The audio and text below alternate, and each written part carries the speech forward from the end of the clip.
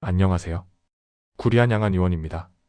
오늘은 MRI나 X-레이에서 연골도인대도 멀쩡하다는데 무릎 앞쪽 안쪽이 계속 아픈 이유를 추벽증후군이라는 관점에서 차분히 정리해드리겠습니다. 혹시 이런 이야기 들어보셨나요? 검사상 큰 문제 없다는데요. 그런데 계단을 내려갈 때 무릎 안쪽이 찌릿하고 쪼그려 앉으면 더 아파요. 굽혔다 펴면 안에서 딱 걸리는 느낌도 있어요. 특히 30대 직장인, 운동 즐기던 분들 중에 이런 패턴이 꽤 자주 보입니다. 여기서 핵심은 이겁니다. 연골과 인대가 괜찮다고 해서 무릎 안이 항상 문제 없음은 아닐 수 있습니다. 무릎 안에는 추벽 PLICA라는 얇은 막 구조가 있고 이게 두꺼워지거나 붓고 굳어지면 슬개골과 주변 연골 사이에서 마찰을 만들면서 통증과 걸림감을 만들 수 있습니다. 이걸 추벽증후군이라고 부릅니다. 먼저 증상을 정리해 보겠습니다. 추벽증후군에서 흔히 나오는 패턴은 대략 이런 조합입니다. 통증 위치는 무릎 앞쪽, 특히 안쪽입니다. 슬개골 안쪽 모서리 근처가 예민한 경우가 많습니다. 유발 동작은 계단 내려가기, 쪼그려 앉기, 오래 앉았다가 일어날 때입니다. 달리기나 스쿼트처럼 무릎 굴곡이 반복될수록 더 올라오고요. 느낌은 툭 걸리는 느낌, 딸깍거리는 소리, 사각거리는 마찰음이 동반될 수 있습니다. 그리고 특징적으로 내측 관절선보다 약간 위쪽을 눌렀을 때 국소적으로 찌릿한 압통이 느껴지기도 합니다. 검사 이야기도 많이 하시죠? X-레이는 정상으로 나오는 경우가 많고 MRI에서도 연골, 반월상 연골, 인대에 큰 이상이 없을 수 있습니다. 그래서 환자분 입장에서는 검사상 문제 없다는데 나는 계속 아프다가 되어 답답해집니다. 이럴 때 추벽 부위 압통, 무릎 굴신 시 걸리는 촉감 필요하면 MRI 소견이나 관절경, 소견까지 함께 보면서 추벽 증후군을 판단합니다. 그럼 추벽이 뭐냐? 쉽게 비유로 설명해 볼게요. 추벽은 원래 태아 때 무릎, 관절 안쪽을 나누던 막이 남아있는 구조인데 대부분은 얇고 부드러워서 평생 문제가 없습니다. 그런데 반복적인 자극이 쌓이면 이야기가 달라집니다. 달리기, 점프, 계단 운동처럼 반복적인 굴곡이 많거나 무릎 꿇고 앉는 자세가 잦거나 넘어짐이나 부딪힘 같은 작은 외상과 과사용이 겹치면 이 얇은 막이 두꺼워지고 붓고 점점 섬유화처럼 굳어질 수 있습니다. 이때 무릎을 굽혔다 펼 때마다 두꺼워진 막이 슬개골과 태퇴골 연골 사이에 끼었다 빠지는 것처럼 마찰을 만들어 통증과 걸림, 딱딱 소리를 유발할 수 있습니다. 지우개 조각이 끼었다 빠지는 느낌이라고 표현하는 분들도 계세요. 한의학적으로는 이런 상태를 관절 안의 순환이 떨어지고 자극이 반복되면서 어혈과 담음 같은 뭉치고 붓는 반응이 오래가서 얇아야 할 조직이 부어있고 굳어버린 상태로 이해해 볼 수 있습니다. 즉, 단순히 막 하나만의 문제가 아니라 왜 그 막이 계속 자극받고 회복이 안 되는지까지 같이 보는 게 중요합니다. 여기서 중요한 포인트가 하나 더 있습니다. 추벽이 문제를 일으킬 때는 주변 환경이 같이 흔들려 있는 경우가 많습니다. 첫째, 허벅지 앞쪽 근육이나 바깥쪽 구조가 과긴장되어 있으면 슬개골의 미세한 움직임이 달라지면서 마찰이 더 커질 수 있습니다.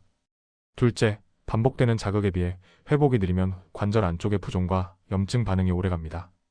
셋째, 몸이 쉽게 피로하고 회복이 더딘 분들은 운동 후 염증 반응이 길어질 수 있습니다. 그래서 치료도 추벽만이 아니라 정렬과 순환, 주변 긴장까지 함께 정리하는 방향이 재발을 줄이는 데 도움이 될 수 있습니다. 그럼 치료 과정은 어떻게 가느냐? 구리한 양한 의원에서는 보통 보존적 치료를 충분히 시도하는 것을 기본으로 합니다. 첫째, 침치료입니다. 무릎 앞쪽 안쪽, 내측 관절선 주변, 거위발 부위, 그리고 허벅지 앞쪽과 바깥쪽의 긴장 부위까지 같이 보면서 과도하게 긴장된 근육과 연부 조직을 풀어주고 무릎 움직임을 부드럽게 만드는 것을 목표로 합니다. 둘째, 약침 치료입니다. 추벽 주변의 예민한 부위, 내측 슬개대퇴 관절 주변의 염증 반응이 의심되는 곳을 중심으로 소량을 여러 포인트로 나누어 적용하는 방식으로 진행할 수 있습니다. 목표는 과민해진 조직의 염증 반응과 통증을 줄이고 회복 환경을 만드는 쪽입니다. 셋째, 추나요법과 연부조직 치료입니다. 무릎은 단독으로만 일하지 않습니다.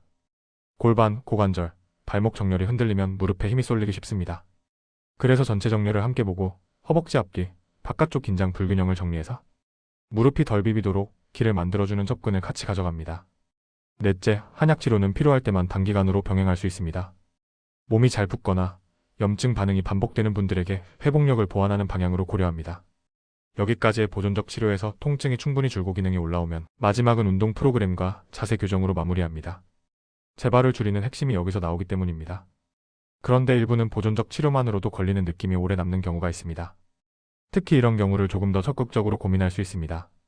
6개월 이상 만성화된 경우 슬개골 안쪽에서 두툼한 밴드 같은 느낌이 만져지거나 무릎 굴신 때 뭔가 툭툭 걸리는 감각이 뚜렷한 경우 영상이나 진찰에서 추벽 비유가 의심되고 큰 연골 손상은 뚜렷하지 않을 때 이럴 때 도침이라는 옵션을 설명드릴 수 있습니다. 토침은 작은 칼 모양의 침으로 굽고 유착된 섬유 조직을 직접적으로 풀어주는 접근입니다. 다만 중요한 점이 있습니다. 무릎 안쪽은 구조물이 밀집해 있고 예민한 부위라서 모든 추벽증후군에 토침을 권하는 건 아닙니다. 보존적 치료를 충분히 했는데도 일상생활이나 운동에 지장이 크고 추벽 비호와 유착이 비교적 명확할 때 설명과 상의를 충분히 한 뒤 범위와 횟수를 제한해서 신중하게 진행하는 선택지입니다. 시술 후에는 일시적으로 붓거나 뻐근할 수 있고 그 반응을 조절하면서 무릎 사용량을 줄였다가 점진적으로 스트레칭과 근력 운동을 다시 올리는 과정이 함께 가야 합니다. 여기서 한 가지 더 말씀드리고 싶은 건 모든 무릎 앞쪽 통증이 추벽증후군만으로 설명되지는 않는다는 점입니다. 연골 손상이나 반월상 연골 문제 같은 다른 구조적 문제가 동반된 경우 정형외과적 평가나 다른 치료가 더 적합할 수도 있습니다. 그래서 검사에서 멀쩡하다는 말과 내가 아프다는 현실 사이에서 원인을 차분히 구분해보는 과정이 중요합니다. 이제 생활관리 팁을 정리해드리겠습니다. 추벽증후군에서 재발을 줄이려면 치료만큼 중요한 게 습관입니다. 첫째, 쪼그려 앉기와 무릎 꿇는 자세를 줄이세요. 무릎이 최대로 굽혀지는 구간에서 마찰이 가장 커집니다. 둘째, 계단, 점프, 깊은 스쿼트, 내리막 러닝은 통증이 잡히기 전까지는 조절하세요. 아프면서 계속 밀어붙이는 방식은 회복에 불리한 경우가 많습니다. 셋째, 허벅지 앞쪽과 바깥쪽 스트레칭, 그리고 내측 관근 강화가 도움이 될 수 있습니다. 장경인대 스트레칭, 대퇴사두근 스트레칭, 그리고 벽 스쿼트나 STIIG, HT레그, IAI세 같은 운동이 이해가 될 수 있는데 중요한 원칙은 통증 범위 안에서 자세를 정확히 지켜 천천히입니다. 하다가 통증이 확 올라오면 그날은 거기서 멈추세요. 넷째, 체중 관리도 중요합니다. 체중이 늘수록 슬개대퇴 관절의 압력이 증가해서 마찰 부담이 커질 수 있습니다. 다섯째, 운동 전후 워밍업과 쿨다운을 꼭 챙기세요.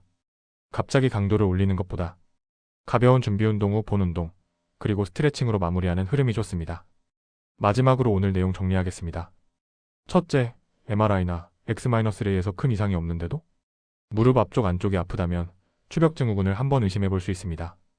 둘째, 치료는 보존적 치료로 충분히 좋아지는 경우가 많고 필요할 때만 토침 같은 적극적 옵션을 신중히 논의합니다. 셋째, 재발을 줄이려면 쪼그려 앉기, 계단 점프, 깊은 스쿼트 같은 자극을 조절하고 스트레칭과 근력 밸런스를 함께 가져가는 게 중요합니다. 본 영상은 일반 정보이며 개인 상태에 따라 다를 수 있습니다. 증상이 심하거나 오래 지속되면 진료 상담을 권합니다. 다음 영상에서는 무릎 앞쪽 통증이 있을 때 추벽과 슬개대퇴, 통증을 구분하는 실전 체크 포인트를 더 자세히 정리해드리겠습니다.